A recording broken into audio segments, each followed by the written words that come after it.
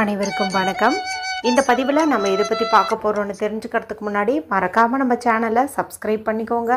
பக்கத்தில் இருக்கிற பெல் பட்டனையும் கிளிக் பண்ணிவிட்டு ஆளுங்கிற ஆப்ஷன் கொடுத்துட்டிங்கன்னா நான் போடுற வீடியோக்கள் எல்லாமே மிஸ் ஆகாமல் நோட்டிஃபிகேஷனில் வந்துடும். இந்த பதிவு மிகவும் முக்கியமான பதிவு. நிறைய பெண்களுக்கு எல்லாருக்குமே பார்த்திங்கன்னா தங்கம் வாங்கணும் சேர்க்கணும் அப்படிங்கிற ஒரு ஆசை இருக்கும். தங்கம் நம்ம ஆசை தீர போட்டுக்கலாம். அதே போல் ஏதாவது ஒரு அவசர தேவை அப்படிங்கும்போது அதை நம்ம அடகு வச்சும் பணத்தை பெற முடியும். ஸோ அதனால தான் எல்லாருமே இதை வாங்கணுங்கிற ஒரு ஆசையும் வச்சுருக்குறாங்க.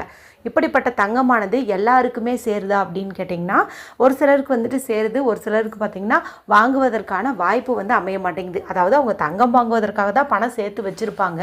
ஆனால் அந்த பணம் பார்த்திங்கன்னா வேறு ஏதாவது செலவுக்கு தான் பயன்படுற மாதிரி இருக்கும். இவங்களுக்கெல்லாம் பார்த்திங்கன்னா ஸ்வர்ண தோஷம் இருக்குதுன்னு அர்த்தம்.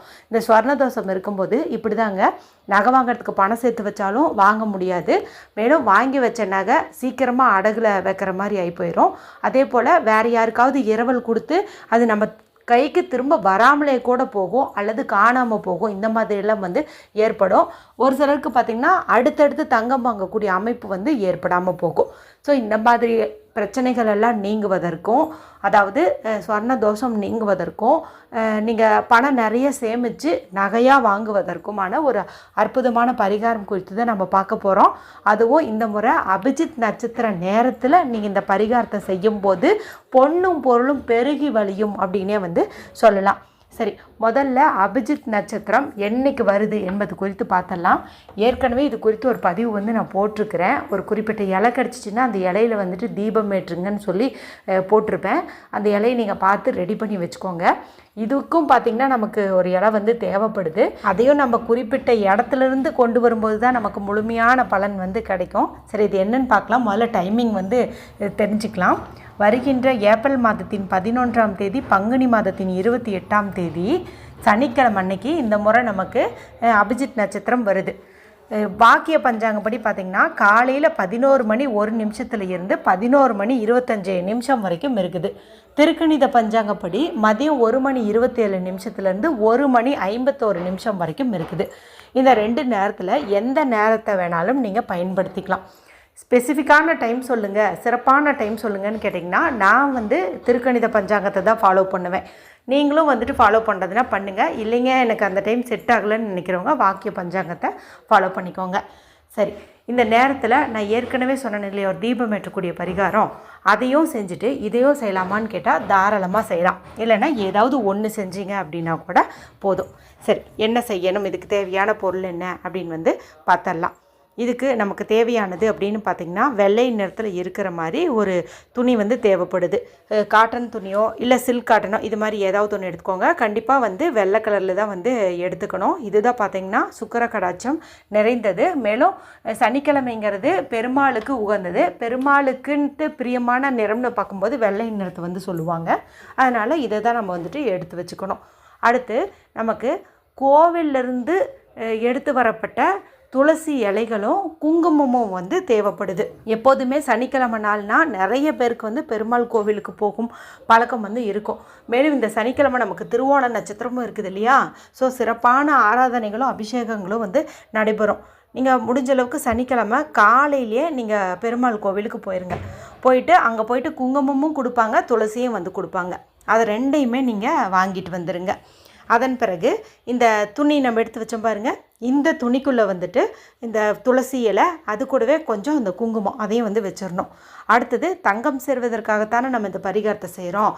அப்போ நம்ம என்ன பண்ணணும், தங்கம் சேருவ அளவுக்கு நமக்கு பணம் வேணும். அப்போ ஏதாவது ஒரு காசு வைங்க. ₹1 ₹2 ₹5 இந்த மாதிரி வைங்க.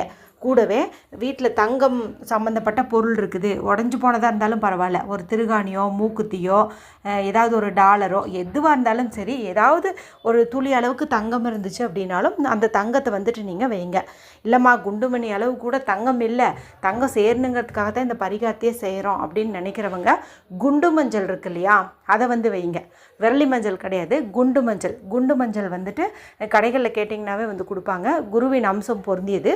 இதை நீங்கள் வைக்கலாம். இப்போ என்னென்ன வைக்கணும், அந்த வெள்ளை துணியில் துளசி இலை, அது கூட பெருமாள் கோயிலேருந்து எடுத்து வரப்பட்ட அந்த குங்குமம், அது கூட ஒரு தங்கம் சம்மந்தப்பட்ட பொருள் ஏதாவது வைக்கணும். தங்கம் சம்மந்தப்பட்ட பொருள் இல்லைங்கும் போது குண்டு மஞ்சள் வந்து வச்சுக்கலாம். அடுத்து சில்லறை காசு 1 ரூபாவோ 5 ரூபாவோ ஏதாவது ஒன்று வச்சுக்கணும். இப்போ இதை வந்துட்டு ஒரு சின்னதாக ஒரு முடிச்சு மாதிரி வந்து நீங்கள் ரெடி பண்ணி வச்சுக்கோங்க. இப்போ இதை நீங்கள் அந்த அபிஜித் நட்சத்திர நேரத்தில் உங்களுடைய இடதுள்ளம் கையில் வச்சுட்டு வலது கை கொண்டு முடிக்கோங்க. இப்போ மேலும் நம்ம அந்த தீபம் ஏற்ற சொன்ன பாருங்கள், அந்த மாதிரி தீபம் ஏற்றிருந்தீங்கன்னா அந்த தீபத்துக்கு பக்கத்தில் கூட இந்த முடிச்சியை வந்து வச்சிடலாம். வச்சுட்டு ஸ்வர்ணம் வசி வசி, ஸ்வர்ணம் வசி வசி, ஸ்வர்ணம் வசி வசி, இந்த ஒரு வரியை 24 நிமிஷமும் வந்துட்டு நீங்கள் சொல்லுங்கள். இந்த அபிஜித் நட்சத்திரம் நீங்கள் வாக்கிய பஞ்சாங்கப்படி ஃபாலோ பண்ணாலும் சரி, திருக்கணித பஞ்சாங்கப்படி ஃபாலோ பண்ணாலும் சரி, 24 நிமிஷம் இருக்குது இல்லையா, சக்தி வாய்ந்த இந்த 24 நிமிஷத்துலேயுமே நீங்கள் இந்த ஸ்வர்ணம் வசி வசி அப்படிங்கிறத வந்துட்டு சொல்லுங்கள். இன்னுமே ஒரு சூப்பரான டிப்ஸ் கொடுக்குறேன். நீங்கள் அந்த துணியில் துளசி, குங்குமம், குண்டு மஞ்சளோ தங்கமோ காசை வச்சிங்க இல்லையா, இது கூட ஒரு சிறு துண்டு பச்சை கற்பூரத்தையும் சேர்த்து வைக்கிறது இன்னும் அற்புதமான பலனை வந்து கொடுக்கும். ஸோ நீங்கள் அதையும் கூட வந்துட்டு சேர்த்து வச்சுக்கலாம். இப்போ இந்த 24 நிமிஷம் முடிஞ்ச பிறகு நீங்கள் இதை அப்படியே எடுத்துகிட்டு போயிட்டு உங்கள் வீட்டில் பீரோவில் வந்து வச்சுருங்க. இப்போ இந்த அபிஜித் நட்சத்திரத்துக்கு வச்சுருக்கிறீங்க அப்படிங்கும்போது அடுத்த அபிஜித் நட்சத்திரம் வரைக்கும் இது அப்படியே வந்து பீரோலேயே இருக்கட்டும். இல்லை பூஜை அறையில் வைக்கிறது அப்படின்னாலும் கூட வச்சுக்கலாம். அதுக்குள்ளே பார்த்திங்கன்னா இந்த துளசி இலைகள்லாம் வந்துட்டு காஞ்சு போயிருக்கும். ஏன்னா 1 மாதம் ஆயிடுச்சு இல்லையா, காஞ்சி தான் போயிருக்கும். இருந்தாலும் வந்து அது எதிர்மறை சக்தியெல்லாம் அட்ராக்ட் பண்ணாது, பாசிட்டிவான ஒரு ஆற்றலோடு தான் வந்து இருக்கும்.